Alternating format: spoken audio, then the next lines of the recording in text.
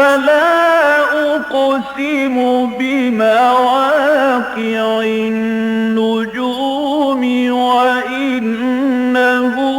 لقسم لو تعلمون عظيم إنه لقرآن كريم في كتاب مكنون لا يمسه إلا المطهرون تنزيل من رب العالمين.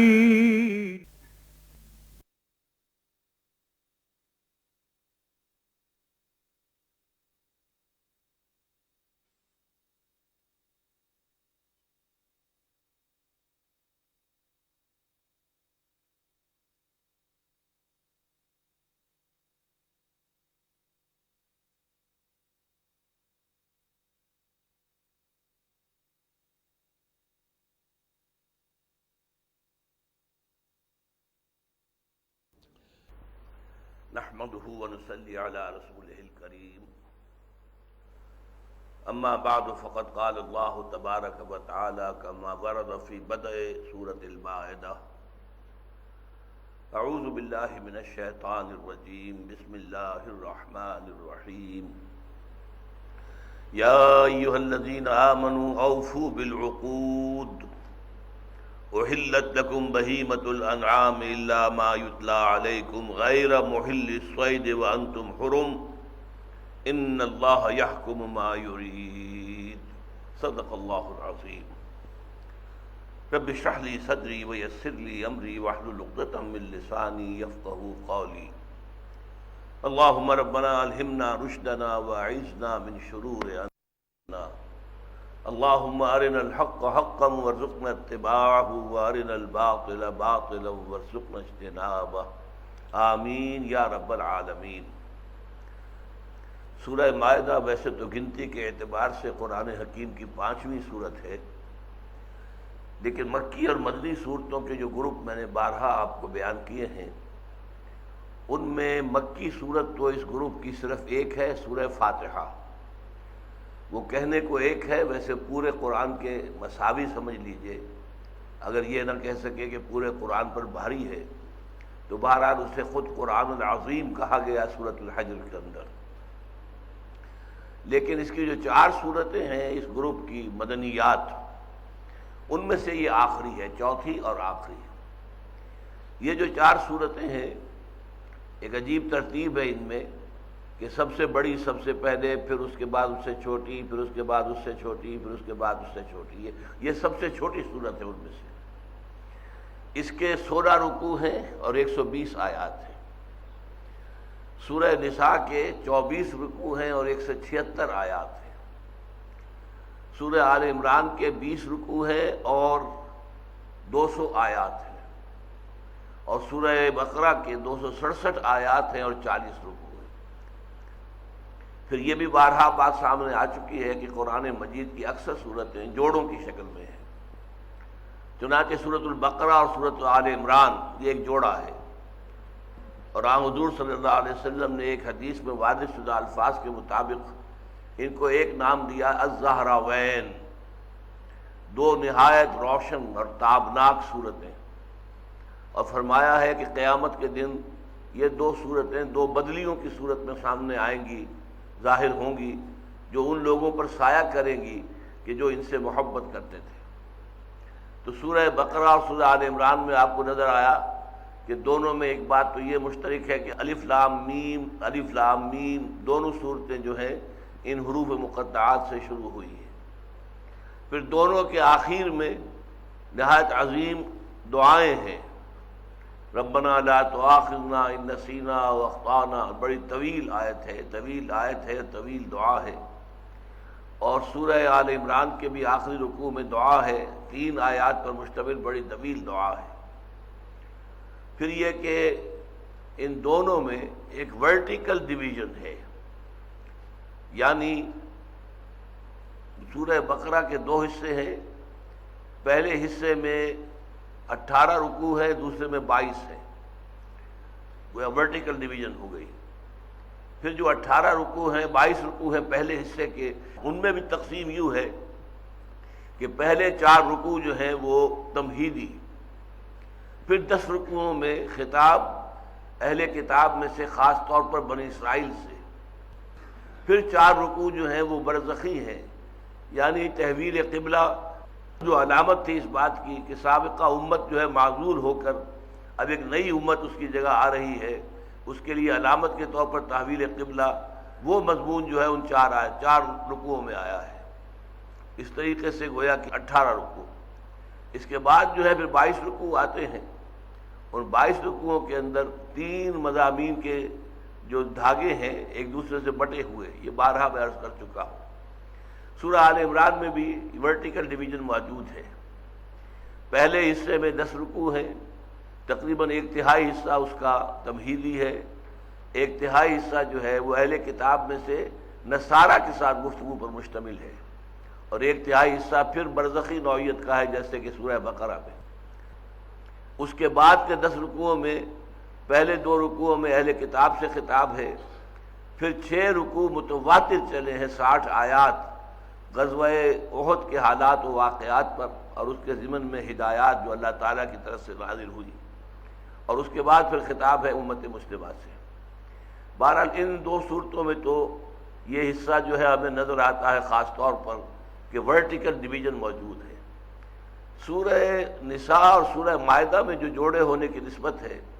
اس کی ایک علامت یہ ہے کہ دونوں کے شروع میں کوئی حروف مقطعات نہیں ہے، براہ راست گفتگو شروع ہو گئی۔ البتہ ایک تدریج ہمیں نظر آئی کہ سورہ نساء میں یا ایھا الناس سے بات شروع ہوئی، یا ایھا الناس اتقوا ربکم الذی خلقکم من نفس واحدۃ وخلق منها زوجها وبث منهما رجالا کثیرا ونساء واتقوا اللہ الذی تساءلون به والارحام ان اللہ کان علیکم رقیبا، جبکہ یہاں ہم نے دیکھا یا ایھا الذین آمنوا، ایک قدم آگے آیا ہے معاملہ۔ چنانچہ سورہ نساء میں زیادہ تر مسلمانوں کے لیے جو احکام آئے ہیں وہ عائلی زندگی اور معاشرتی زندگی سے متعلق ہے، اور سورہ مائدہ میں جو احکام آئیں گے وہ ریاستی سطح پر اجتماعی زندگی کی جو بلند ترین سطح ہے، اس میں یہ کہ بڑے بڑے جرائم کی سزائیں کیا ہیں وہ سامنے آ جائیں گی۔ اس اعتبار سے جو شریعت محمدی صلی اللہ علیہ وسلم کا بلو پرنٹ تیار ہوا تھا سورہ بقرہ میں، اس کا تکمیلی نقشہ وہ ہے جو سورہ مائدہ میں آئے گا۔ سورہ آل عمران میں تشریعی احکام بہت کم ہیں، سورہ نساء میں کافی تفصیل کے ساتھ ہیں، اور پھر یہ سورہ مائدہ میں تکمیل کے درجے میں سمجھ لیجئے کہ شریعت محمدی علیہ صاحب الصلاۃ والسلام اپنے تکمیلی مرحلے کو پہنچ گئی ہے سورہ مائدہ کے اندر۔ سورہ نساء میں زیادہ گفتگو جو تھی وہ اہل کتاب کے ساتھ نصارہ سے کی گئی، اہل کتاب میں سے بنی اسرائیل سے بھی کی گئی، یہاں بھی آپ دیکھیں گے کہ دونوں سے خطاب آپ کو ملے گا۔ بس اس توحید کے بعد اب شروع کیجئے، یا ایھا الذین آمنوا اوفوا بالعقود، یہ اوپننگ الفاظ جو ہیں بڑے اہم ہیں۔ اے ایمان کے دعوے داروں، اپنے عہد اور معاہدوں کی پابندی کیا کرو، انہیں پورا کیا کرو۔ یہ آپ کو یاد ہوگا کہ ہمارا جو منتخب نصاب ہے مطالعہ قرآن حکیم کا، اس کے دوسرے درس میں یہ بات آتی ہے والموفون بعہدہم اذا عاہدوا، اور وہاں تفصیل سے بیان ہوتا ہے کہ معاشرتی اور قومی زندگی میں اصل میں اکثر و بیشتر معاملات معاہدوں پر مشتمل ہے۔ معاہدہ ہے ایک جو امپلائر امپلائی کے درمیان ہوتا ہے، معاہدہ ہے ایک جو خریدار اور بیچنے والے کے درمیان ہوتا ہے،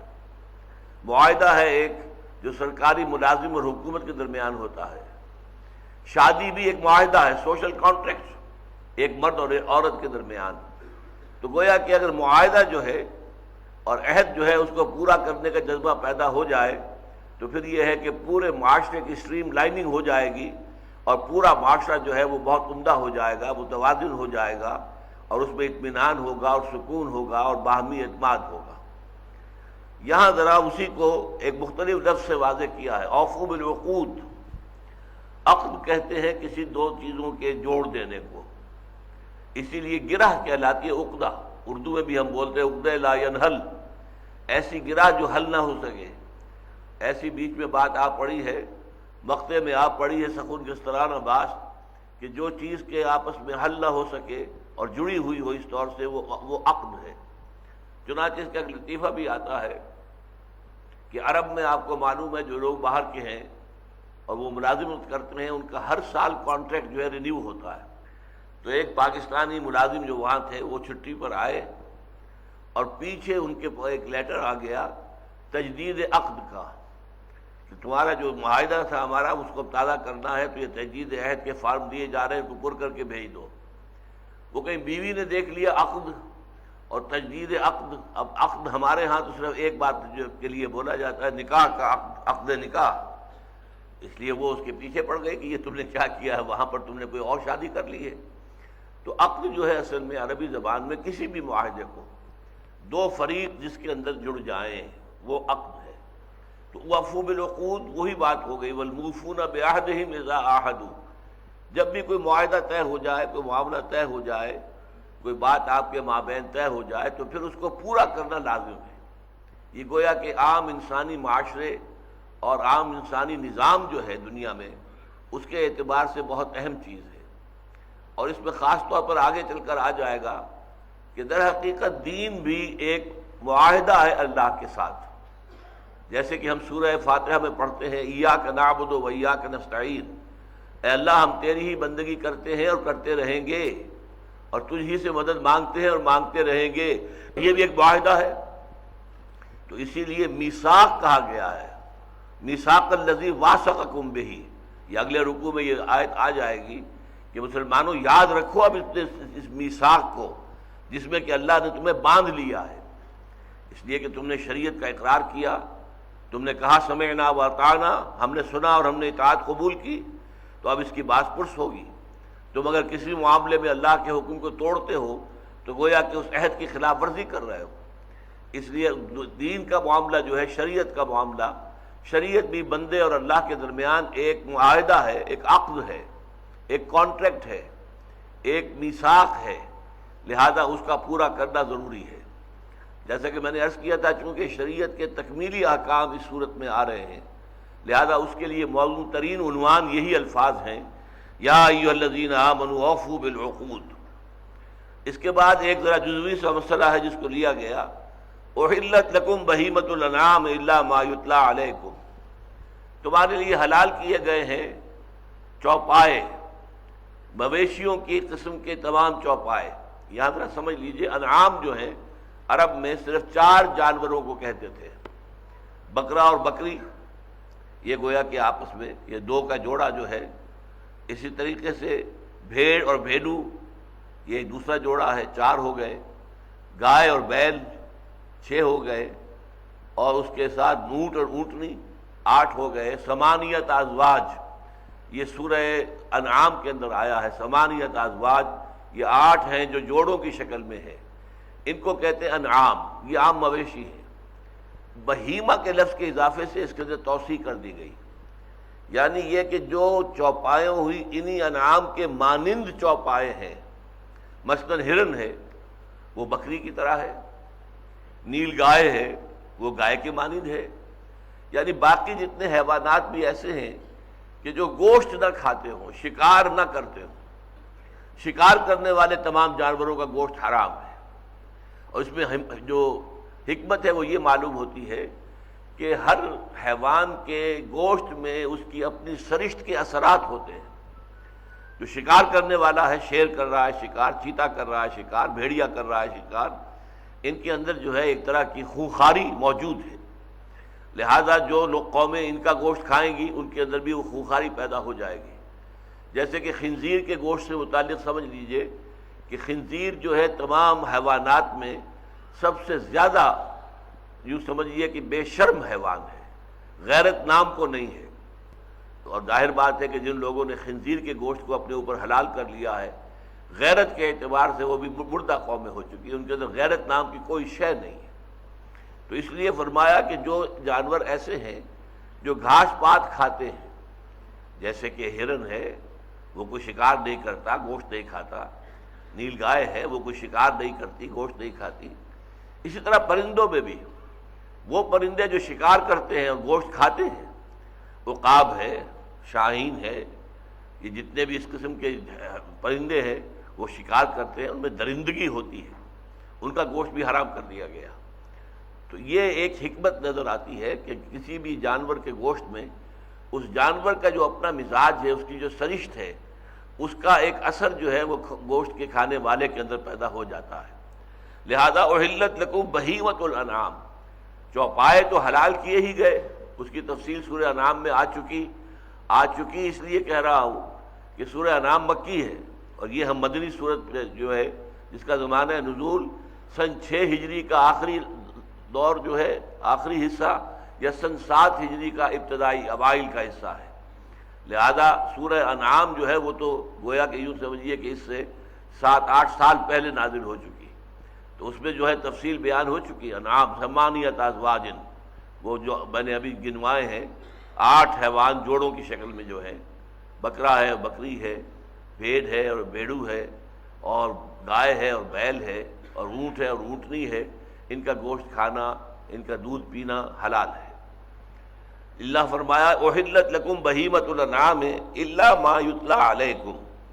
سوائے ان چیزوں کے جو تمہیں پڑھ کر سنائی جاتی ہیں یا جائیں گی، اس لیے کہ سورہ انعام میں بھی یہ باتیں آ چکی ہیں، سورہ بقرہ میں بھی آ چکی، 4 چیزوں کی حرمت 2 دفعہ قرآن میں اس سے پہلے آ چکی ہے، یعنی لحم الخنزیر جو سور کا گوشت، پھر دم یعنی خون، اور تیسرے نمبر پر کوئی شے، کوئی جانور کے جو اللہ کے سوا کسی اور کے نام پر حلال کیا گیا ہو، اور چوتھے مردار۔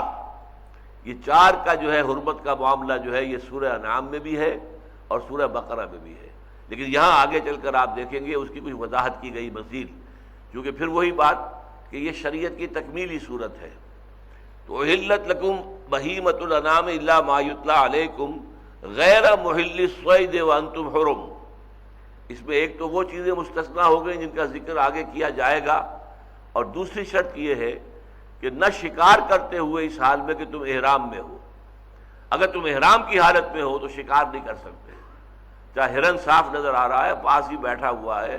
آپ ایک تیر چلائیں تو وہ جو ہے ہلاک ہو جائے گا یا آپ کے وہ زخمی ہو جائے گا، آپ اسے جا کر ذبح کر دیں گے، لیکن نہیں، اجازت نہیں ہے۔ ہاں یہ نرمی کی گئی ہے، صرف سمندری جو حاجی ہوں یا عمرے کے لیے جا رہے ہوں سمندر کے راستے سے، وہ مچھلی شکار کر سکتے ہیں، سمندر میں ظاہر بات ہے کہ کوئی اور ذریعہ جو ہے وہ خوراک کا ہوتا نہیں ہے۔ آپ اگر صحرا میں سفر کر رہے ہیں تو کوئی درخت ہیں، کوئی پھل ہے، کوئی جڑیں ہیں مختلف پودوں کی، ان کو کھا کر بھی گزارا ہو سکتا ہے، اگر آپ اپنے ساتھ جو ہے وہ زیادہ راہ لے کر نہیں چلے تب بھی گزارا ہو جائے گا، انسان مرے گا نہیں۔ لیکن ظاہر بات ہے کہ آپ ایک جہاز میں ہیں، ایک کشتی میں سفر کر رہے ہیں، تو مچھلی کے سوا تو کوئی اور غذا آس پاس کہیں ہے ہی نہیں، لہذا وہاں جو ہے ان حاجیوں کے لیے اور عمرہ کرنے والوں کے لیے جو احرام کی حالت میں ہوں وہ سمندری شکار جائز کیا گیا، لیکن بر پر، خشکی پر کوئی شکار جائز نہیں ہے۔ غیر محل الصید وانتم حرم ان اللہ یحکم ما یرید، اللہ تعالی فیصلہ کرتا ہے اور حکم دیتا ہے جو چاہتا ہے۔ یہ بہت اہم آیت کا ٹکڑا ہے یہ، کہ اللہ تعالیٰ کا اختیار مطلق ہے، وہ شارع مطلق ہے، وہ حکم دینے کا اختیار اسے حاصل ہے جو چاہے۔ اس میں ایک عجیب نکتہ یہ ہے جو اہم ہے کہ ہم بعض اوقات اس کھوج میں پڑ جاتے ہیں، شراب حرام ہے کیوں ہے، سود حرام ہے کیوں ہے، یا خنزیر کا گوشت حرام ہے کیوں ہے۔ اس کیوں کو اپنے سامنے سے بالکل ہٹا دو۔ ہاں اگر تحقیق کے نتیجے میں کوئی بات معلوم ہو سکے، جیسا کہ میں نے ابھی سور کے گوشت کے بارے میں بتایا کہ بے حیائی جو ہے اس کے اندر موجود ہے، تو آپ کو پھر سونے پر سہاگا ہو جائے گا اور آپ کو ایک اطمینان قلب حاصل ہو جائے گا۔ لیکن کسی چیز کے حرام ہونے کے لیے صرف یہ بات کافی ہے کہ اللہ نے اسے حرام کیا، بس ختم۔ یہی ہم سورہ بقرہ میں دیکھ چکے ہیں کہ کچھ لوگ ایسے تھے جنہوں نے یہ کہا کہ انما البیع مثل الربا، یہ بیع جو ہے یہ بھی تو ربا کے مانند ہے۔ آپ نے 200 روپے کی ایک چیز خریدی اور 400 میں یا 300 میں بیچ دی، 100 روپیہ بچ گیا، آپ نے 200 کسی کو قرض دیے اور 1 سال کے بعد 300 یا 400 لے لیے، یہ آپ کا نفع ہو گیا، کیا حرج ہے، کیا فرق ہے اس میں؟ تو قرآن مجید اگرچہ وہاں پر اللہ تعالیٰ چاہتے تو بیان فرما دیتے کہ اس حکمت میں کیا چیز حکمت ہے اور کس کی بنیاد پر یہ فیصلہ کیا جا رہا ہے کہ فرق ہے، بیع اور ہے اور سود اور ہے، لیکن وہاں صرف ایک بات کہی گئی، وَأَحَلَّ اللَّهُ الْبَيْعَ وَحَرَّمَ الرِّبَا، اللہ نے بیع کو حلال کیا ہے اور ربا کو حرام کیا ہے۔ وہ مالک الملک ہے، وہ مطلق ہے، وہ شارع مطلق ہے، وہ حکم دینے والا ہے، وہ حاکم ہے، تمہیں اس سے آگے کوئی چون و چرا کرنے کا حق حاصل نہیں ہے۔ یا تو کہو تم مانتے نہیں اللہ کو، تم مانتے نہیں محمد کو کہ وہ اللہ کے رسول ہیں صلی اللہ علیہ وسلم، تم مانتے نہیں قرآن کو کہ وہ اللہ کا کلام ہے، تب تو ٹھیک ہے، پھر تم سے بات اس موضوع پر نہیں ہوگی کہ سود کیوں حرام ہے اور خنزیر کا گوشت کیوں حرام ہے، پھر تو پہلے بات ہوگی کہ اللہ کو مانو، اللہ کے رسول کو مانو، اس کے لیے دلائل دیے جائیں گے، اس کے لیے اپیل سے دلیل سے آپ کو قائل کرنے کی کوشش کی جائے گی، لہذا وہاں تفصیلات میں بحث کی کوئی ضرورت نہیں ہے۔ البتہ اگر آپ مانتے ہیں، آپ کا دعویٰ یہ ہے کہ اللہ کو مانا ہے اور اللہ کے رسول کو مانا ہے، محمد صلی اللہ علیہ وسلم کے کہ وہ اللہ کے رسول ہے، وما ينطق عن الهوى ان هو الا وحی یوحى، وہ اپنی خواہش نفس سے کوئی بات کہتے ہی نہیں، بلکہ وہ جو وحی کی جاتی ہے وہی بات لوگوں کے سامنے رکھتے ہیں۔ اسی طریقے سے قرآن اللہ کا کلام ہے، لہذا جو کچھ قرآن میں آیا ہے وہ واجب التعمیل ہے، لہذا یہ صورتحال ہونی چاہیے۔ اگر تم مانتے ہو اللہ کو اور رسول کو اور کتاب کو، نہیں مانتے تو پھر ان تفاصیل پر بحث کرنے کی ضرورت نہیں ہے۔ تو ان اللہ یحکم ما یرید، اللہ تعالیٰ حکم دیتا ہے یا فیصلہ کرتا ہے جو چاہتا ہے، اس کا اختیار مطلق ہے، اس کی حکمت سمجھ میں آ جائے فبہا، اس میں یقیناً نور لنا نور ہے، جیسے کہ حضرت ابراہیم نے بھی کہا تھا وَلَٰكِن لِيَطْمَئِنَّ قَلْبِي، کہ اللہ مجھے دکھا کیف تحیی الموتیٰ،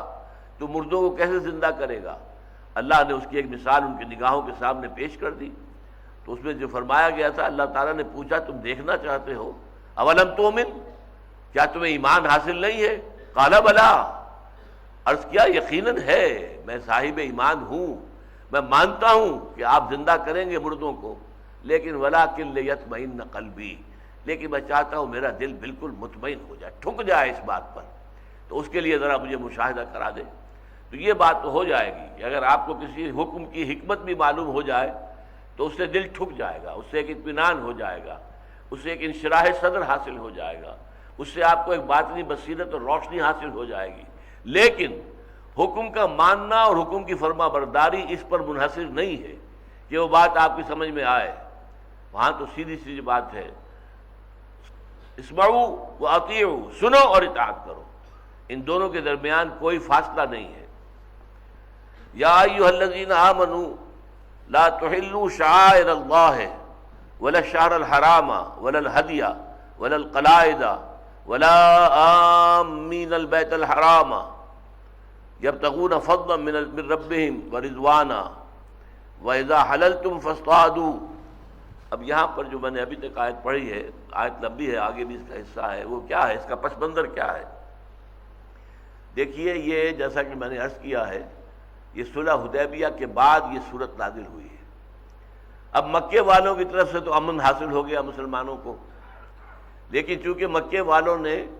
6 سال تک روکے رکھا کہ کوئی مسلمان جو ہے وہ زیارت نہیں کر سکتا کعبہ شریف کی،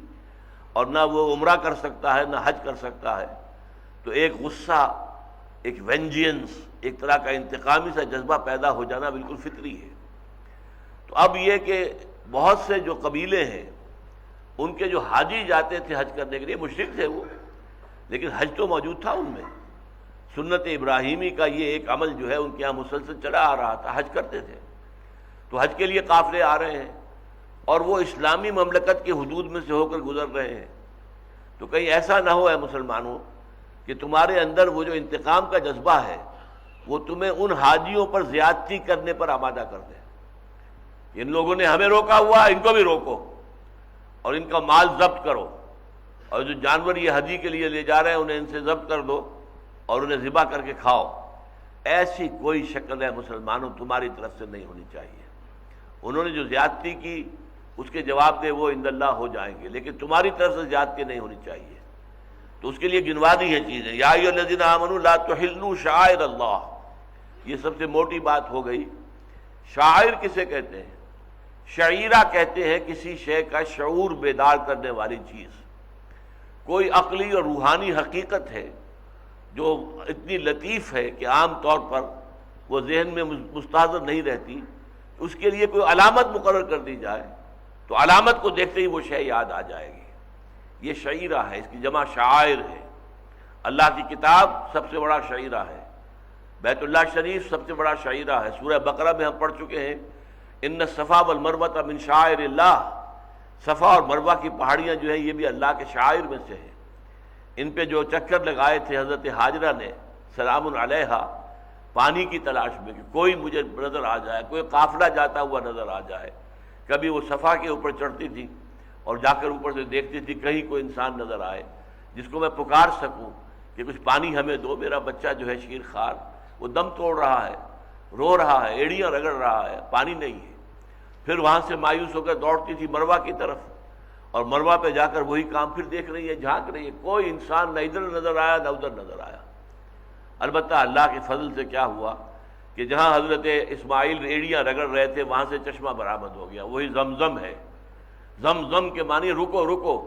اب وہ پانی نکل کے ادھر ادھر پھیل رہا تھا تو حضرت ہاجرہ نے کیا کیا، ادھر سے مٹی وغیرہ جمع کر کے کہ رکے یہ پانی جمع ہو جائے، ورنہ ادھر ادھر بہہ گیا تو ضائع ہو جائے گا، جذب ہو جائے گا۔ زم زم، رکو رکو، ٹھہرو ذرا ٹھہرو، تاکہ میں تمہارے لیے ایک تالاب کی شکل بنا لوں، تو یہ زمزم ہے۔ بہرحال یہ شاعر اللہ میں سے ہے کہ ان کا جب طواف کیا جاتا ہے تو یاد رہتا ہے انسان کو کہ اسی انداز میں حضرت ہاجرہ علیہ السلام جو ہے اسی طریقے سے دوڑتی رہی تھی۔ اس میں درمیان کا حصہ دوڑنے کا بھی ہے، سعی کا ہے باقاعدہ، ابتدا میں چلتے ہوئے جاتے ہیں، پھر دوڑنے کا تھوڑا سا علاقہ ہے، پھر چڑھائی شروع ہوتی ہے تو پھر چل کر جانا ہے۔ تو یہ شاعر اللہ ہے، اللہ کی کتاب سب سے بڑا شعیرہ ہے، بیت اللہ بہت بڑا شعیرہ ہے۔ ان الصفا والمروہ من شعائر اللہ، یہ ہم سورہ بقرہ میں پڑھ چکے ہیں۔ اسی طریقے سے یہاں اضافہ کیا جا رہا ہے، لا تحلوا، تحلوا کا مطلب حلال نہ کر لو۔ اس کا کیا مطلب ہے؟ اس کی حرمت کو بٹا نہ لگاؤ۔ جو شاعر ہیں ان کی تعظیم، ان کی عزت ہو، اس کا احترام ہو، ان کی تعظیم کی جائے۔ لا تحلوا شعائر اللہ، اللہ کے شاعر کی حرمت کو بٹا نہ لگاؤ، ان کے احترام کو بٹا نہ لگاؤ۔ ولا الشہر الحرام، اسی طرح کا ایک شعیرہ ہے شہر حرام، یعنی وہ مہینے کے جن میں لڑائی حرام ہے۔ 3 مہینے حج کے لیے ہوتے تھے، ذی قعدہ، ذی الحج اور محرم، اور 1 مہینہ انہوں نے فکس کیا ہوا تھا رجب کا کہ یہ عمرے کے لیے تھا۔ لہذا اس میں اگر لڑائی بڑائی ہو رہی ہو تو ظاہر بات ہے کہ جو عام مین البیت الحرام ابھی آگے کہ جو لوگ بیت الحرام کی طرف جا رہے ہیں ان سے تعرض نہ کیا جائے، قتل ان کو نہ چھیڑا جائے، نہ انہیں ستایا جائے، نہ ان کا مال لوٹا جائے۔ ولا الشہر الحرام ولا الہدی ولا القلائد، اور ہدی کے جانور جو لے جا رہے ہیں چڑھاوا چڑھانے کے لیے بیت اللہ پر، اللہ کے نام پر وہاں ذبح کرنے کے لیے، اور ان میں خاص ہے العطف خاص علی العام، ولا القلائد، کچھ جانوروں کی گردنوں میں پٹے ڈال دیے جاتے تھے علامت کے طور پر۔ تو ہدی کا جانور تو کوئی بھی ہے جس کے لیے کہ نیت کی ہوئی ہے کہ اسے بیت اللہ پر جا کر اس کو وہاں پر حلال کرنا ہے، ذبح کرنا ہے، اور اس میں خاص طور پر جن جانوروں کی گردنوں میں پٹے بھی ڈال دیے جائیں وہ قلائد ہیں۔ ولا آمین البیت الحرام، اور نہ ہی بیت الحرام کا قصد کرنے والوں کو ستاؤ یا انہیں تکلیف پہنچاؤ یا ان کی حرمت کو بٹا نہ لگاؤ کہ وہ بھی شاعر اللہ میں سے ہیں۔ کہاں جا رہے ہیں؟ کیوں جا رہے ہیں؟ کسی دنیاوی سفر پر نہیں جا رہے، کسی کاروباری سفر پر نہیں جا رہے، اللہ تعالیٰ کا سب سے بڑا شعیرہ جو ہے بیت اللہ، اس کی زیارت کے لیے جا رہے ہیں۔ تو اس اعتبار سے ان کی بھی عزت، ان کے ساتھ بھلائی کے ساتھ پیش آنا لازم ہے۔ یہاں عام مین کے لفظ کو سمجھ لیجئے، الف میم میم، یہ مادہ آتا ہے کسی چیز کے آگے آگے چلنے کے لیے، راستہ ہمارے آگے آگے چل رہا ہوتا ہے تو اس کو بھی کہا جاتا ہے امام مبین، کھلا راستہ، واضح راستہ۔ امام وہ ہے جو نمازیوں کے آگے کھڑا ہو اور جماعت کرائے اور اس کی اقتداء میں لوگ نماز پڑھیں۔ امت وہ ہے جو کسی مقصد پر جمع ہو گئی ہو، جن کی غرض و غایت ایک ہی ہو، جن کا نسب العین ایک ہی ہو، وہ جمع ہو گئے، وہ امت ہے، اور امت کے لیے امام کا ہونا لازم ہے۔ تو آمین البیت الحرام، بیت الحرام محترم گھر جو ہے اللہ کا، اس کا قصد کرنے والے، چاہے وہ عمرے کے لیے ہو چاہے حج کے لیے ہو، یبتغون فضلا من ربہم ورضوانا، وہ لوگ تو اپنے رب کے فضل کی تلاش میں ہیں، اور اللہ تعالیٰ کے رضوان، رضامندی، رضا جوئی جو ہے وہ ان کے پیش نظر ہے۔ وَإِذَا حَلَلْتُمْ فَاصْطَادُوا، اب اس قانون کے اندر بات آ گئی جو کہا گیا تھا کہ جب تم حرم ہو، احرام میں ہو تو شکار نہ کرو۔ فَإِذَا حَلَلْتُمْ، جب تم حلال ہو جاؤ، یعنی اس احرام کی حالت سے نکل آؤ، احرام تم نے کھول دیا، لہذا اب فاصطادوا، اب تم شکار کر سکتے ہو۔ یہ بھی استحباب کے لیے ہے، حکم کے لیے نہیں ہے کہ جو شخص بھی احرام کھولے وہ لازماً جا کر شکار کرے، نہیں، بلکہ یہ کہ اب تمہیں اجازت ہے، اب تم جیسا چاہو شکار کرو، ہرن ہو تو انہیں شکار کرو، کوئی نیل گائے ملے اسے شکار کرو، جب احرام ختم تو وہ پابندی ختم۔ وَلَا يَجْرِمَنَّكُمْ شَنَآنُ قَوْمٍ أَن صَدُّوكُمْ عَنِ الْمَسْجِدِ الْحَرَامِ أَن تَعْتَدُوا، اور دیکھو تمہیں کسی قوم کی دشمنی اور یہ کہ انہوں نے تمہیں روکے رکھا اللہ تعالیٰ کی اس حرام محترم مسجد سے، بیت اللہ سے، حرم سے، وہ تمہیں اس پر آمادہ نہ کر دے کہ تم بھی زیادتی کرو۔ زیادتی کا جواب زیادتی سے دینا یہ تو برابری کی بات ہو گئی، اس میں پھر آپ کی طرف سے کوئی حسن اخلاق کا معاملہ تو نہیں آیا۔ آپ کی کون سی چیز کو دیکھ کر آپ کے دشمن گرویدہ ہوں گے، کس چیز سے ان کے دلوں میں آپ کی عزت پیدا ہوگی، احترام پیدا ہوگا؟ تو فرمایا وَلَا يَجْرِمَنَّكُمْ شَنَآنُ قَوْمٍ أَن صَدُّوكُمْ عَنِ الْمَسْجِدِ الْحَرَامِ، کسی قوم کی یہ دشمنی کہ اس نے تمہیں روکے رکھا ہے، اب بھی روکے رکھا ہے، یعنی صلح حدیبیہ کے موقع پر بھی روکے رکھا۔ حضور تو 1400 صحابہ کے ساتھ گئے تھے تو عمرے کی نیت تھی، کوئی لڑائی بھڑائی کا ارادہ نہیں تھا، کوئی مکے کو فتح کرنے کا ارادہ نہیں تھا، عمرے کی نیت سے گئے تھے، لیکن یہ کہ مکے والوں نے روکا، اور یہ کہ 1 سال تک کے لیے مؤخر کر دیا، اگلے سال آپ آئیں تو پھر آپ کر سکیں گے عمرہ، اس سال تو جانا پڑے گا، ہماری ناک اونچی رہے گی، ہم اپنی ناک نیچی کرنے کو تیار نہیں ہیں کہ آپ آئے اور ہم نے آپ کو کھلے بندوں اجازت دے دی کہ آئے اور کر لیں عمرہ، نہیں، یہ نہیں ہوگا، اگلے سال آئیے تو پھر آپ کو جو ہے ہم اجازت دیں گے، بلکہ اجازت کیا دیں گے، 3 دن کے لیے ہم مکے کو خالی کر دیں گے، ہم پہاڑوں پر چڑھ جائیں گے اور آپ کو مکہ خالی ملے گا، تاکہ آپ جس طرح چاہیں وہاں پر آپ طواف کریں اور عبادات کریں، جو بھی کرنا چاہیں کھلی آزادی کے ساتھ، اور کوئی خوف آپ کو نہ ہو کہ کہیں ہمارے پیچھے سے کہ ہم نماز پڑھ رہے ہیں اور پیچھے سے حملہ ہو جائے، نہیں، بلکہ معاہدہ یہ تھا کہ پورے امن اور اطمینان کے ساتھ، جیسا کہ سورہ فتح کے آخر میں بھی آیا ہے لَتَدْخُلُنَّ الْمَسْجِدَ الْحَرَامَ إِن شَاءَ اللَّهُ آمِنِينَ مُحَلِّقِينَ رُؤُوسَكُمْ، کہ اے مسلمانوں اس سال تو تمہارا جو ہے نہیں ہو سکا عمرہ، لیکن تم لازماً داخل ہوگے، لَتَدْخُلُنَّ الْمَسْجِدَ الْحَرَامَ، مسجد حرام میں پورے اطمینان کے ساتھ، آمنین، پورا امن تمہیں حاصل ہوگا، کوئی خوف نہیں ہوگا، لا تخافون، تو یہ اس طرح کا معاملہ۔ لیکن اس وقت جب کہ ہم یہ آیات پڑھ رہے ہیں، جب یہ نازل ہوئی ہیں، اس وقت تک تو معاملہ یہی تھا کہ وہ جو تسلسل چلا آ رہا تھا، جو 6 سال سے مسلمانوں کو روکے رکھا گیا تھا کہ وہ بیت اللہ کی زیارت نہیں کر سکتے، طواف نہیں کر سکتے، وہی عمل اس سال بھی جاری رہا، اور 1400 صحابہ کو وہیں پر اپنے احرام کھول کر اور جو قربانی کے جانور ساتھ تھے انہیں ذبح کرنا پڑا۔ تو فرمایا وَلَا يَجْرِمَنَّكُمْ شَنَآنُ قَوْمٍ أَن صَدُّوكُمْ عَنِ الْمَسْجِدِ الْحَرَامِ، تو تمہیں آمادہ نہ کر دے کسی قوم کی دشمنی کہ انہوں نے روکے رکھا تمہیں مسجد حرام سے، ان تعتدوا، کہ تم زیادتی کرو، زیادتی مت کرو۔ تمہاری طرف سے آگے اصول آ رہا ہے، بہت ہی قیمتی ذری اصول، وَتَعَاوَنُوا عَلَى الْبِرِّ وَالتَّقْوَىٰ وَلَا تَعَاوَنُوا عَلَى الْإِثْمِ وَالْعُدْوَانِ، تعاون کرو نیکی کے کاموں پر اور تقویٰ کے کاموں پر،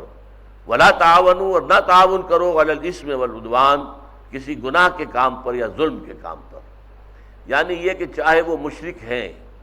لیکن جو حج کے لیے جا رہے ہیں تو یہ تو ایک اچھا عمل ہے، یہ سنت ابراہیمی میں سے تسلسل کے ساتھ چلا آ رہا ہے، لہذا ان کے ساتھ معاملہ جو ہے تعاون کا ہونا چاہیے،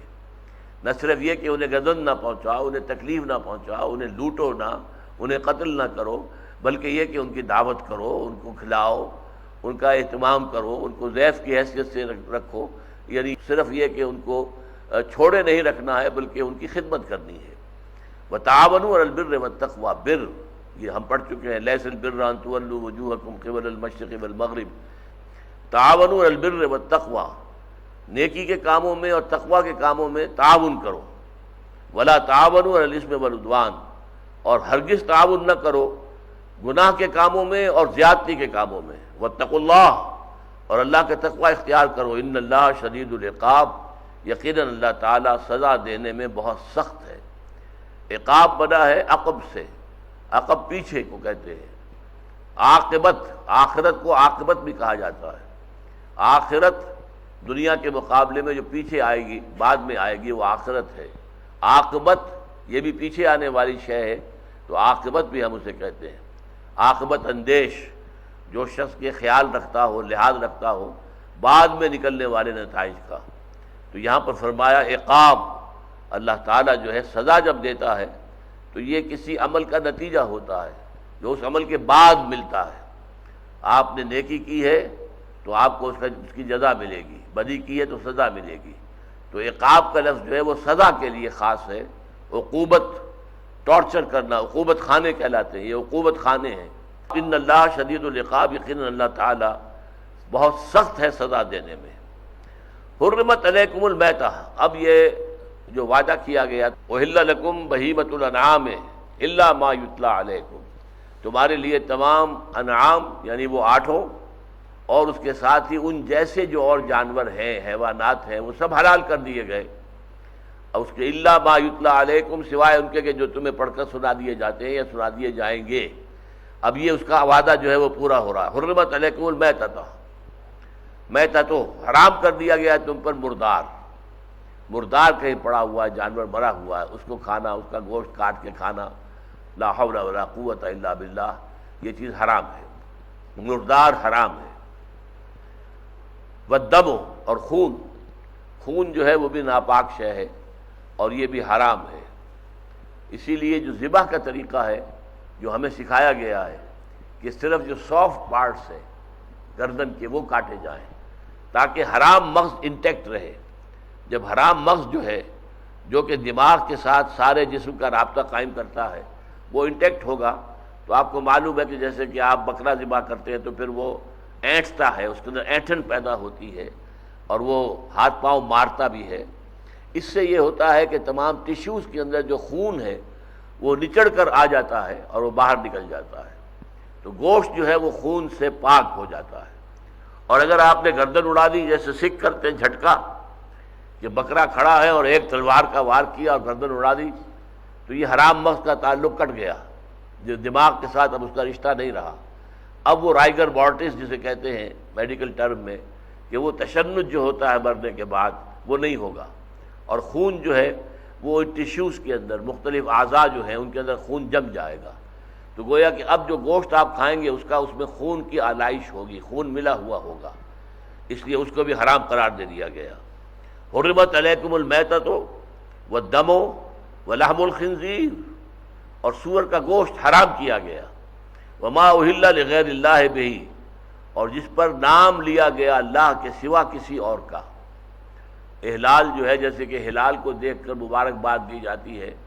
اور نام لیے جاتے ہیں، اسی طریقے سے یہ اہل، کسی چیز کا نام لینا کسی پر، یہ فلاں بزرگ کا نذرانہ ہے، میں اسے ذبح کر رہا ہوں، فلاں بت کے لیے میں نے اس کو نظر کر کے اور ذبح کر رہا ہوں، فلاں استھان کے اوپر لے جا کر میں اس کو ذبح کر رہا ہوں، یہ ساری چیزیں جو ہے حرام ہیں۔ اگرچہ بکری ہے، بکرا ہے، اگرچہ وہ بھیڑ ہے یا مینڈھا ہے، لیکن وہ حرام ہو گئے، اس لیے کہ اللہ کے سوا کسی اور کے نام پر ان کو ذبح کیا گیا ہے، لہذا یہ مانوی نجاست اس میں لگ گئی۔ فی نفس ہی وہ پاک گوشت تھا،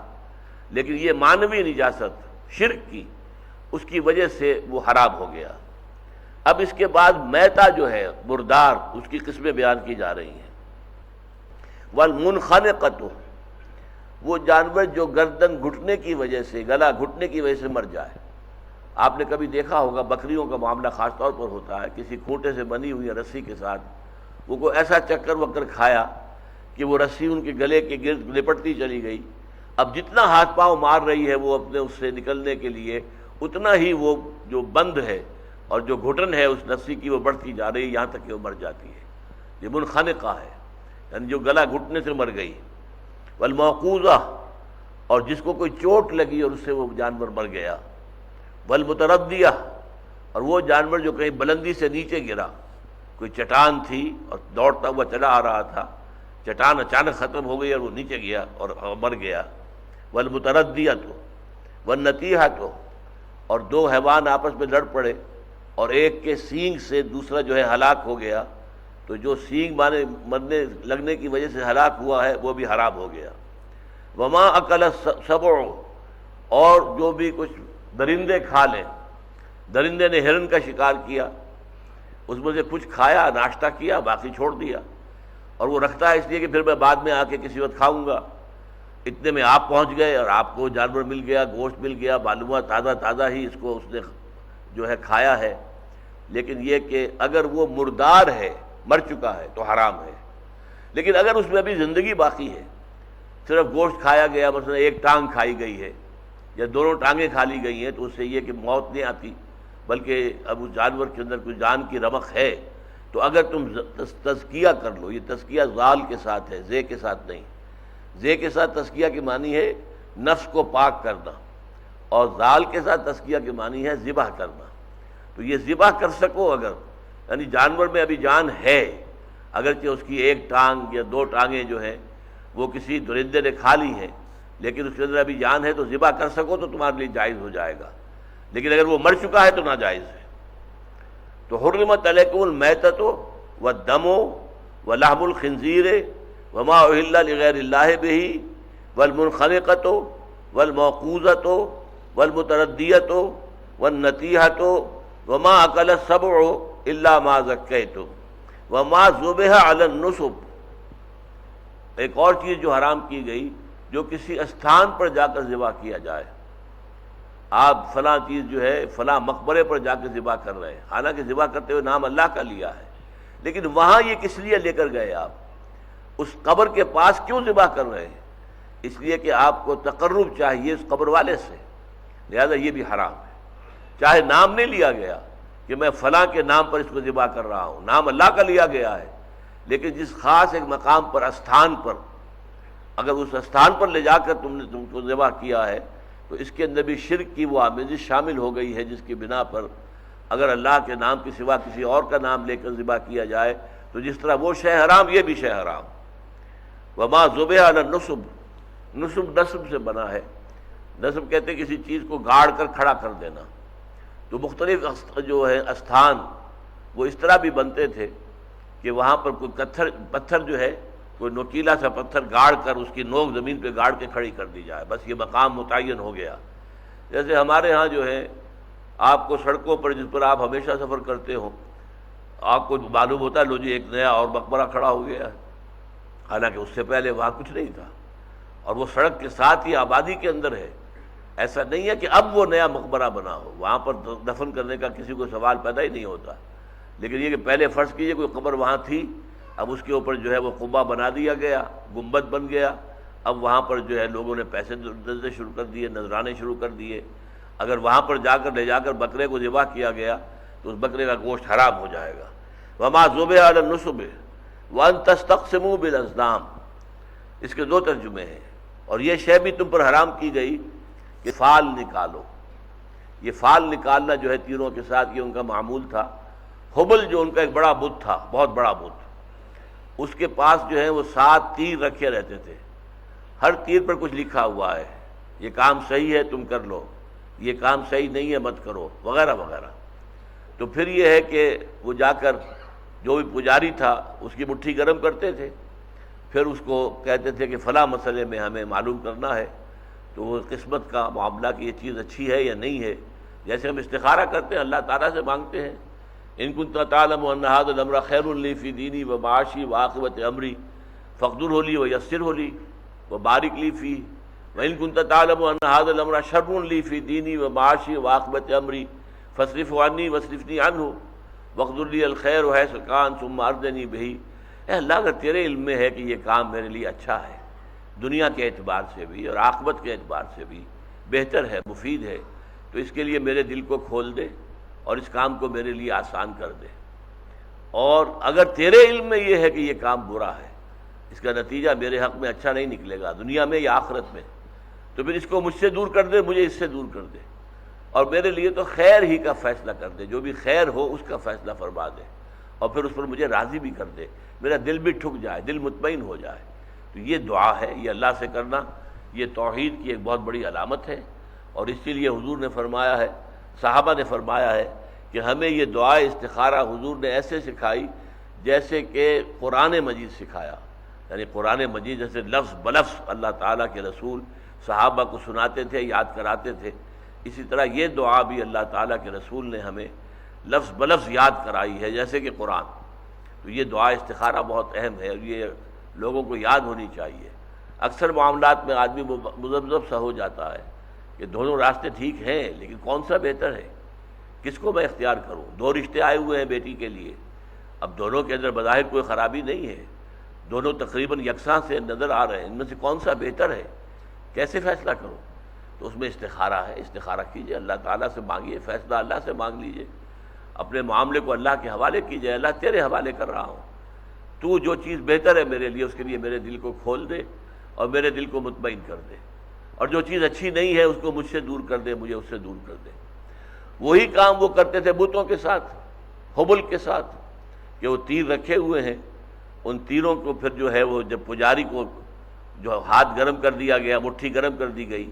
تو اب وہ جو ہے اس سے فال نکالتا تھا، تو تیر جو نکلا اس پر لکھا ہوا کہ یہ کام اچھا نہیں ہے، مت کرو، بس یہ فیصلہ ہو گیا۔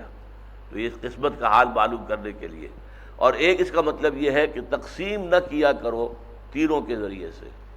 وہ جیسا کہ سورہ بقرہ میں ہم نے پڑھا ہے کہ جہاں پہ شراب اور جوئے کی بات آئی ہے، یسألونک عن الخمر والمیسر، تو اس میں فرمایا گیا ہے کہ ان دونوں میں کچھ بھلائیاں بھی ہیں لیکن برائی زیادہ ہے، وَإِسْمُهُمَا أَكْبَرُ مِن نَفْعِهِمَا۔ تو اس میں ایک بات نوٹ کریے کہ وہاں کیا کرتے تھے لوگ، شراب پی کے اس کے نشے میں کسی کا اونٹ پکڑا اور ذبح کر دیا، اب اس کا مالک آیا روتے ہوئے تو منہ مانگے دام دے دیے اس کو، اچھا لو بھائی تم اتنے 100 درہم مانگتے ہو، یہ لے لو، تمہارا اونٹ جو ہے وہ ہم نے ذبح کر دیا ہے۔ اچھا اس کے بعد اس کا گوشت تیار ہو گیا، ڈھیریاں بن گئیں، اب ان ڈھیریوں کے اوپر جوا کھیلتے تھے، اور جوئے کے لیے تیروں کا استعمال کرتے تھے، ان تیروں کے ذریعے سے طے کرتے تھے کہ کون سا ڈھیری کس کی ہے، اور ظاہر بات ہے جس کو ڈھیری مل گئی پھر وہ اسے فقراء کو کہتا تھا لو لے جاؤ کھاؤ، گویا کہ اپنی سخاوت کا ڈنکا بجاتا تھا۔ تو یہ چیز بھی حرام کر دی گئی کہ تم تقسیم کرو تیروں کے ذریعے سے، یا تم قسمت معلوم کرو پانسے کے تیروں کے ذریعے سے۔ ذالکم فسق، یہ تمام چیزیں جو ہے یہ بہت گناہ کی ہیں۔ یہ فسق یہاں پر صرف عام معنی میں نہیں ہے کہ ہم فاسق کہتے ہیں اس آدمی کو کہ جو کچھ گناہ گار ہے لیکن ظاہر بات ہے مسلمان ہے، لیکن یہ فسق کا لفظ جو ہے وہ قرآن مجید میں شدید ترین معنی میں بھی آیا ہے، چنانچہ ابلیس کے لیے آیا ہے کان من الجن ففسق عن امر ربہ، وہ جنات میں سے تھا تو اپنے رب کے حکم سے نکل بھاگا، اس نے بغاوت کی، اس نے سرکشی کی۔ تو بغاوت اور سرکشی اللہ کے خلاف کرنا گویا کہ جو سب سے بڑا جرم ہو سکتا ہے، فسق کے معنی یہ بھی ہے۔ ذالکم فسق، یہ ساری چیزیں گناہ کے اور بڑے گناہ کے کام ہیں۔ الیوم یئس الذین کفروا من دینکم فلا تخشوهم واخشونی، یہ بھی بہت اہم الفاظ ہیں۔ آج الیوم سے مراد کوئی ایک دن مقرر نہیں ہے، بلکہ اب صورت یہ ہو گئی ہے، یعنی صلح حدیبیہ کے بعد، کہ صلح حدیبیہ کا مطلب کیا تھا کہ قریش نے مسلمانوں کو تسلیم کر لیا،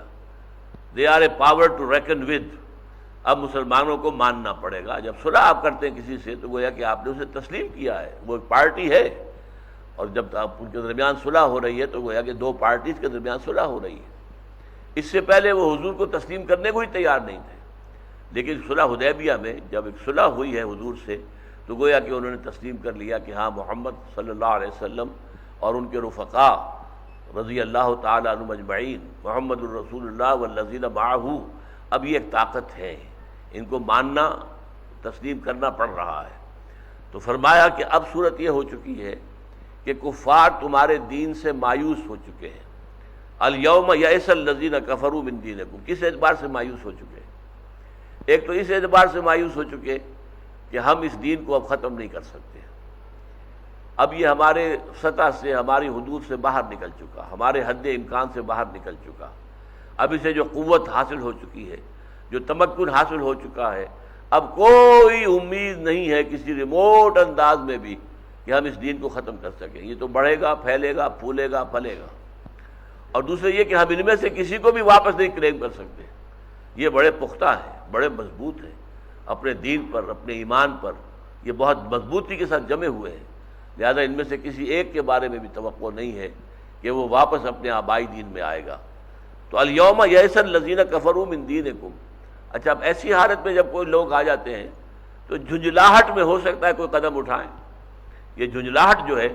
یہ بھی انسان سے عقل سے ماوراء کوئی قدم اٹھوا دیتی ہے۔ تو فرمایا یہ جھنجھلاہٹ ان کی شاید کو ظاہر ہو جائے، لیکن گھبراؤ نہیں، فلا تخشوہم واخشونی، تو تم ان سے اب نہ ڈرو، بالکل اب ان کا خوف دل سے نکال دو۔ وہ مایوس ہو چکے ہیں اس سے کہ وہ اسلام کا راستہ روک سکیں گے، اور مایوس ہو چکے ہیں اس سے کہ وہ کسی مسلمان کو واپس اپنے آبائی دین میں لے جا سکیں گے۔ فلا تخشوہم واخشونی، ہاں کوئی جھنجھلاہٹ میں ان کی طرف سے کوئی اقدام ہو تو ڈرو نہیں، مت خوف کھاؤ ان سے، خوف کھاؤ میرا۔ الیوم اکملت لکم دینکم، اب یہاں پر بھی الیوم سے مراد کوئی خاص دن نہیں ہے۔ اکثر چونکہ روایات میں یہ بات آ گئی ہے کہ یہ حجۃ الوداع کے موقع پر یہ آیت نازل ہوئی ہے، کیونکہ دین کامل ہو گیا تھا اور حضور صلی اللہ علیہ وسلم کی گویا کہ اب رحلت کا عمل شروع ہو رہا تھا۔ حج کے فوراً بعد سے آپ کی بیماری شروع ہوئی ہے، اور آپ کو معلوم ہے کہ اس کے بعد 80 دن غالباً حضور اس دنیا میں رہے ہیں بقید حیات دنیاوی، اور اس کے بعد اللہم فی الرفیق الاعلیٰ، رفیق اعلیٰ کی طرف مراجعت فرمائی ہے۔ تو اس اعتبار سے الیوم یعنی اس اعتبار سے تو بڑی مناسبت ہے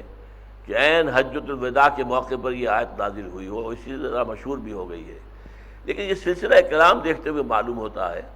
کہ ایسا نہیں ہے کہ یہ بعد میں آئی ہو اور جا کر یہاں پر جو ہے اسے ٹانک دیا گیا ہو، بلکہ سلسلہ کلام میں بالکل مسلسل ہے۔ معلوم ہوتا ہے کہیں بات ٹوٹ نہیں رہی۔ الیوم اکملت لکم دینکم واتممت علیکم نعمتی، تو یہ سن 7 ہجری سمجھ لیجئے کہ اس میں یہ صورت آیت نازل ہو رہی ہے، تو اسی وقت نازل ہوئی۔ لیکن اس کا ظاہر بات ہے قرآن مجید جب نازل ہوتا تھا تو پوری دنیا میں اس کا چرچا تو نہیں ہو جاتا تھا، وہ کچھ لوگوں کو، صاحب علم لوگوں کے علم میں آ گیا، لیکن یہ ہے کہ اکثر لوگ تو غافل ہیں۔ لیکن اب یہ کہ اس کو خاص حجۃ الوداع کے موقع پر حضور نے بڑے اہتمام کے ساتھ یہ الفاظ کہے، تو لوگوں نے سمجھا کہ شاید یہ نازل ابھی ہوئے ہیں۔ جن کے علم میں یہ نہیں تھا کہ یہ پہلے سے نازل شدہ الفاظ ہیں، انہوں نے یہ سمجھا کہ یہ ابھی نازل ہوئے۔ تو عام طور پر گمان یہی ہے مفسرین کا، یہ نازل تو اسی سورہ مبارکہ کے تسلسل میں ہوئے ہیں، لیکن یہ ہے کہ حجۃ الوداع کے موقع پر خاص اس کی شان کا ظہور ہوا، اس اعتبار سے یہ سمجھا جاتا ہے کہ یہ حجۃ الوداع کے روز نازل ہوئی۔ الیوم اکملت لکم دینکم، آج کے دن میں نے تمہارے لیے تمہارے دین کو کامل کر دیا۔ دین کسے کہتے ہیں؟ نظام کو۔ اب نظام اسلام واضح طور پر مکمل ہو چکا ہے۔ آئلی نظام کیا ہوگا، معاشرتی نظام کیا ہوگا، معاشی نظام کے اندر کون سی چیزیں ہیں جو حرام ہیں، اس کے باقی اس کے بعد جو ہے وہ اس کے لیے کھول دیا گیا راستہ۔ اسی طرح جو سیاسی نظام ہے اس کے اصول کیا ہیں وہ دے دیے گئے، تو دین مکمل ہو گیا۔ اب اجتہاد کے ذریعے سے ہم نے جو 2 آنکھیں تمہیں دی ہیں، کتاب اللہ اور سنت رسول صلی اللہ علیہ وسلم، ان سے راستہ دیکھو اور آگے چلو، آگے بڑھو اجتہاد کے ذریعے سے۔ دین جس حد تک ہم نے تمہیں دینا تھا وہ کامل ہو گیا۔ الیوم اکملت لکم دینکم واتممت علیکم نعمتی، اب نعمت کس کو کہا گیا؟ اتمام کر دیا گیا تم پر اپنی نعمت کا، اتمام ہم نے کر دیا۔ اتممت علیکم نعمتی، نعمت ہے ہدایت۔ یہ میں نے بارہا بیان کیا ہے کہ نعمت ایک ہی شے ہے اور وہ ہدایت ہے، دنیا کی کوئی چیز نعمت نہیں ہے۔ صحت آپ کہیں گے نعمت ہے، نعمت نہیں ہے۔ اگر صحت کے ساتھ آپ برے کام کر رہے ہیں، اگر صحت کی وجہ سے آپ کسی پر ظلم کر رہے ہیں، آپ کیونکہ صحت مند ہیں، طاقتور ہیں، تو کسی غریب کے اوپر آپ ظلم کر رہے ہیں، تو یہ صحت آپ کے لیے نعمت نہیں ہوئی، زحمت ثابت ہو گئی، یہ تو عذاب کا دیباچہ بن گئی۔ اس کی وجہ سے آپ نے وہ برا کام کمایا، وہ گناہ کمایا، لہذا یہ نعمت نہیں ہے۔ اولاد نعمت ہے، لیکن اولاد اگر غلط راستے پر چل پڑی ہے اور وہ آپ کے لیے بھی سوہار روح بن گئی ہے بڑھاپے کے اندر، یا یہ کہ وہ بعد میں بھی آپ کے بعد جو ہے لوگ ان کو دیکھ کر آپ کا نام بھی برائی سے لیتی ہے، فلاں کی اولاد ہے، فلاں کی نسل ہے، تو وہ نعمت نہیں ہے، وہ تو زحمت ہے۔ لہذا نعمت وہی شے ہے جس کے ساتھ ہدایت ہو، تو گویا کہ اصل نعمت ہدایت ہے۔ جس شے کے ساتھ یہ ہدایت مل گئی، لگ گئی، جڑ گئی، تو وہ شے نعمت ہو گئی۔ اگر صحت ہے اور ہدایت بھی ہے تو صحت بھی نعمت ہے، اولاد ہے اور ہدایت بھی ہے تو اولاد بھی نعمت ہے۔ اسی طریقے سے آپ اس کو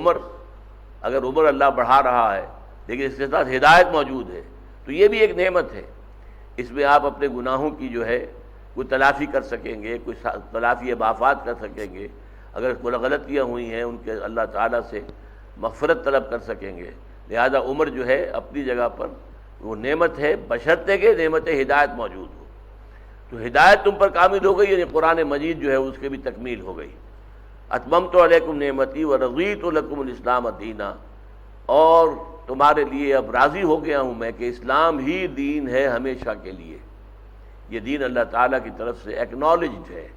اللہ نے اس کو پسند کر لیا ہے، اللہ تعالیٰ کی طرف سے اس پر مہر تصدیق ثبت ہو گئی ہے۔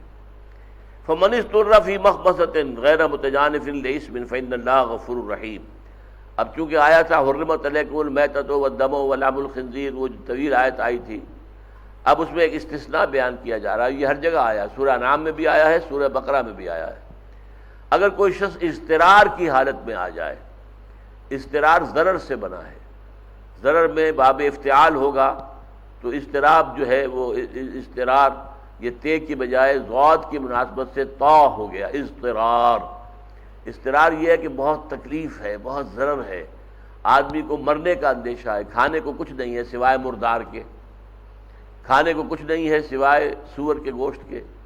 کھانے کے لیے کچھ نہیں ہے سوائے کسی اور ایسی چیز کے جو حرام ہے فی نفسہ ہی، تو تمہیں اس کے لیے اجازت ہے غیر متجانف لإثم، لیکن ایک شرط ہے اس میں کہ گناہ کی طرف رجحان نہ ہو، اپنا دلی میلان نہ ہو، واقعی مجبوری ہو، واقعی جان پر بن گئی ہو، اور واقعی انسان جو ہے اندیشہ محسوس کر رہا ہو کہ اگر میں حرام میں سے کوئی چیز نہیں کھاؤں گا تو میری زندگی کا سلسلہ ختم ہو جائے گا۔ اگر ایسا ہے اور اس کے اندر میلان نہیں ہے، ایسا نہیں ہے کہ سور کا گوشت کبھی کھایا تھا اور اب اس کی لذت جو ہے، اس کا چسکا ایسا پڑ گیا ہے کہ بہانے بنا بنا کر سور کا گوشت کھایا جا رہا ہے۔ اب جیسے بعض لوگ جو ہیں ہمارے ہاں عرب ممالک کے لوگ خاص طور پر اضطرار کہتے تھے کہ یورپ میں گئے، امریکہ میں گئے، گوشت ملتا نہیں، حلال گوشت ہے نہیں، گوشت تو وہاں سور کا ہے، یا یہ کہ اگر کوئی اور گوشت بھی ہے، بیف ہے، مٹن ہے، وہ بھی جھٹکے کے ہیں، وہ بھی حرام ہے، جائز نہیں ہے، تو ہم کیا کریں؟ اضطرار ہے، مجبوری ہے تو کھاؤ، نہیں یہ حرام ہے، یہ اضطرار نہیں ہے۔ وہاں پر آپ کو اور چیزیں ملتی ہیں، انڈے ملتے ہیں، انڈے تل کر کھائیں، پروٹین آپ کو مل جائے گی، دالیں ملتی ہیں، اور دالوں کو کہا گیا ہے میڈیکل ٹرم میں کہ یہ پور مینز میٹ ہے، دالوں کے اندر بھی وہ پروٹین موجود ہے کہ جو گوشت کے ذریعے سے ہمیں حاصل ہوتی ہیں، اور سبزیاں ہیں، ترکاریاں ہیں، ساری چیزیں موجود ہیں۔ گوشت کھانا کوئی فرض نہیں ہے، گوشت کھانا زندہ رہنے کے لیے لازم نہیں ہے، لہذا اسے اضطرار نہیں کہیں گے۔ یہ خام خواہ کا اضطرار جو بنایا ہوا ہے، یہ جھوٹا اضطرار، اس کو اللہ تعالیٰ کے ہاں قبولیت حاصل نہیں ہوگی۔ فمن اضطر فی الواقع فی مخمصۃ، وہ خوب بھوک کی وجہ سے، شدید بھوک اور فاقے کی وجہ سے، اضطرار کی کیفیت سے جو ہے وہ دوچار ہو گیا ہے، غیر متجانف لإثم، گناہ کی طرف اس کی طبیعت کا کوئی میلان نہ ہو۔ سورہ بقرہ میں باغ ولا عاد، کہ نہ وہ اس کا طلبگار ہو اور نہ ہی ضرورت سے زیادہ بڑھے۔ اگر فرض کیجئے کہ ایک دو بوٹیاں کھا کر جان بچائی جا سکتی ہے تو یہ نہیں ہے کہ اب پیٹ بھر کر جو ہے کھایا جائے، بلکہ صرف جان بچانے کے لیے جس قدر کھانا ضروری ہے صرف اسی پر اکتفا کی جائے۔ تو غیر متجانف لإثم فإن اللہ غفور رحیم، تو اللہ تعالیٰ بھی غفور اور رحیم ہے، بخشنے والا ہے، رحم فرمانے والا ہے۔